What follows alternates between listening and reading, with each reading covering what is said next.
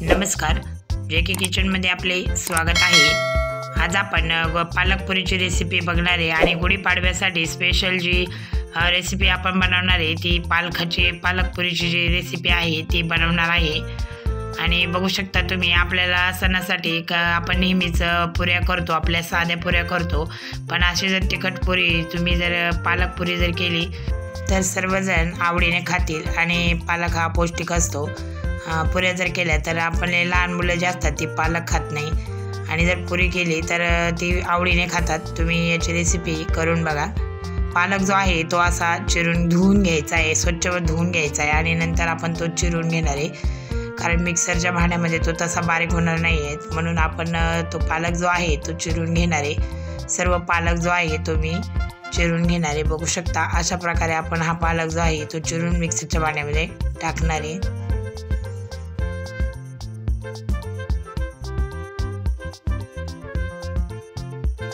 आता यासाठी आपण तिखट बनवून हिरवी मिरची जी आहे ती घालणार आहे। हिरवी मिरची सुद्धा मी कमी घालणार आहे, जेणेकरून पालक पुरी जी आहे ती लहान मुलांना सुद्धा खाता आली पाहिजे, म्हणून आपण जास्त तिखटही करणार नाही आहे। 3 हिरवी मिरची मी यामध्ये घातली आहे। तुम्हाला यामध्ये जर जास्त तिखट हवा असेल तर तुम्ही टाकू शकता। लसूण घातलंय, आलं 1 इंच घातलंय आणि आता आपण याची पेस्ट बनवून घेतली आहे मिक्सरमध्ये।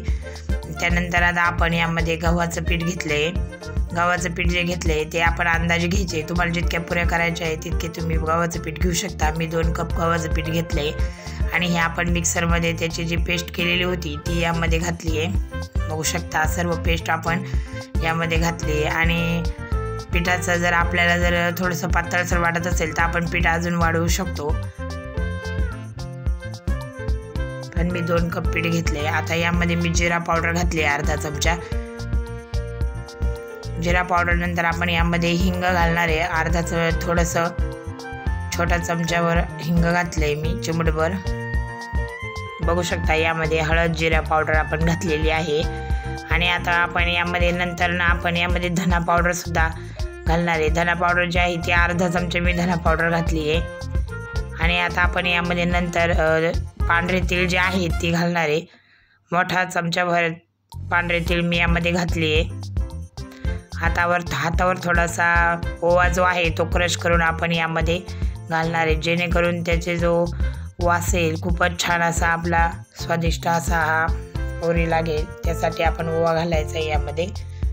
आणि आता चवीनुसार आपण मीठ घालणार आहे यामध्ये। बघू शकता अशा प्रकारे यामध्ये मी सर्व असे जे साहित्य आहे ते घातलंय आणि आता शेवट कोथिंबीर राहिलेली आहे। कोथिंबीर जी आहे ती बारीक चिरून घेतलेली कोथिंबीर सुद्धा मी यामध्ये घातली आहे आणि थोडंसं तेल जे आहे ते घातलंय मोहन म्हणून आपण यामध्ये थोडंसं तेल घालणार आहे आणि आता आपण याचं पीठ मळून घेणार आहे। बघू शकता अशा प्रकारे हे सर्व मिक्स करून आपण याचं पीठ मळून घ्यायचं आहे। आपल्याला जर वाटत असेल तर आपण यामध्ये पीठ अजून घालू शकतो। बघू शकता मला पिठाची आवश्यकता लागलेली नाही आहे, कारण हे जे पीठ आहे हे आपल्याला असं घट्टसरच मळायचं आहे।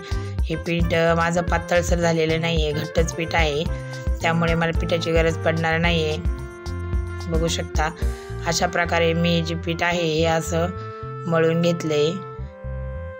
असा आपला हा पिठाचा उंडा जो आहे तो तयार झाला आहे। हा आता आपण 10 मिनिटासाठी झाकून ठेवणार आहे। 10 मिनिटं झाल्यानंतर पुन्हा आपण याच्या पुऱ्या ज्या आहेत त्या लाटून घेणार आहे। छोटासा एक उंडा करून मी एक छोटीशी पोळी लाटून घेणार आहे आणि एका झाकणाच्या साहाय्याने ती कापून घेणार आहे। आता हा जो उंडा आपण तयार केला आहे याला आपण थोडंसं तेल लावायचं आहे। याला मी सुक्कं पीठ लावणार नाही आहे, फक्त तेल लावूनच लाटून घेणार आहे। बघू शकता अशा प्रकारे अलगद असं आपण लाटून घ्यायचं आहे। जास्त जाडसर ठेवायचं नाही आहे आणि जास्त पातळसर पण ठेवायचं नाही आहे। जास्त पातळ केल्यानंतर आपली पुरी जी असते ती कडक होते आणि फुगत सुद्धा नाही, त्यामुळे आपण थोडंसं जाडसर म्हणजे मध्यमसरच ठेवायची, जास्त पातळसर लाटायची नाही आहे। अशी झाकणाच्या साहाय्याने मी हे कापून घेतले। बघू शकता अशा प्रकारे आपल्या पुरीला गोलाकार आला आहे आणि आता आपण यानंतर मी मोठी सुद्धा एक पोळी लाटून ह्याची पुरी करून घेणार आहे। हे अशी मी मोठी पोळी लाटून घेतली आणि आता ही सुद्धा तशाच प्रकारे लाटून घेतली, फक्त मोठी लाटून घेतली, हिच्या 2 पुऱ्या पडल्या आहे बघू शकता। आणि अशा या सर्व ज्या पिठाच्या पुऱ्या आहेत त्या मी अशाच प्रकारे लाटून घेणार आहे। मोठी पोळी केल्यानंतर तिच्या झटपट पुऱ्या तयार होतात, 2-2 अशा तयार होतात, किंवा तुम्ही छोटा छोटा उंडा घेऊन सुद्धा एक पुरी लाटू शकता। अशा प्रकारे बघू शकता आपल्या जाड आणि जास्त जाड पण झालेल्या नाही आहेत पुऱ्या। आणि आता एकीकडे मी तेल तापायला ठेवलं आहे। तेल गरम झालं की आपण यामध्ये पुरी जी आहे ती टाकणार आहे। बघू शकता आपल्या पुऱ्यांना कसा हिरवा असा कलर आला आहे। आता ही जी पुरी आहे ही आपण थोडीशी मध्यम गॅसवरच तळायची आहे, जास्त फुल करायचा नाही आहे। अगोदर फुल केलेलं होतं तेल मी जास्त गरम करून घेतलंय, नंतर मीडियम गॅस ठेवला आहे। बघू शकता आपली पुरी जी आहे ती अशी फुगलेली आहे। पलटी मारल्यानंतर माझी जे पुरी जी मी केली आहे ती अशी फुगलेली आहे बघू शकता। अशा प्रकारे आपल्या या सर्व पुऱ्या ज्या आहे त्या आपण अशाच तळून घेणार आहेत। आता ही दुसरी सुद्धा पुरी मी टाकून घेतली आहे बघू शकता, ही सुद्धा आपली फुगणार आहे, अशी टम्म अशी फुगली जाते।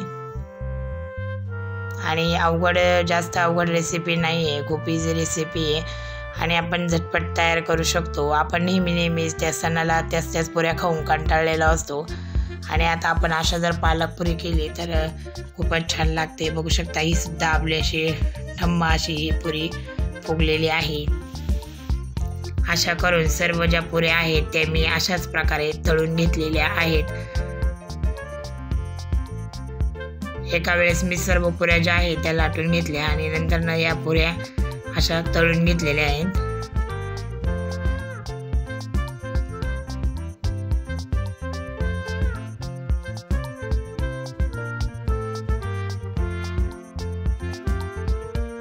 बघू शकता अशा प्रकारे आपल्या पुऱ्या ह्या ज्या आहेत त्या अशा फुगलेल्या आहेत। आणि या सर्व ज्या पुऱ्या आहेत हे बघू शकता अशा प्रकारे ह्या सर्व अशा तयार झालेल्या आहेत। 3 पुऱ्या मी तुम्हाला तळून दाखवल्या आहेत। आता बघू शकता आपली ही पुरी जी आहे ही मी तुम्हाला फोडून दाखवते। किती छान अशी आपली ही पुरी जी आहे ही तयार झाली आणि फुगली सुद्धा आहे बघू शकता। आता आपण ही जी पुरी आहे ही दह्यासोबत खाणार आहे आणि बघू शकता कसं छान अशी ही पुरी जी आहे ही तयार झाली आहे आणि ही दह्यासोबत खाण्यासाठी तयार झाली आणि तुम्ही खाऊन बघा, खूपच छान लागते। वेळात वेळ काढून व्हिडिओ बघितला याबद्दल धन्यवाद।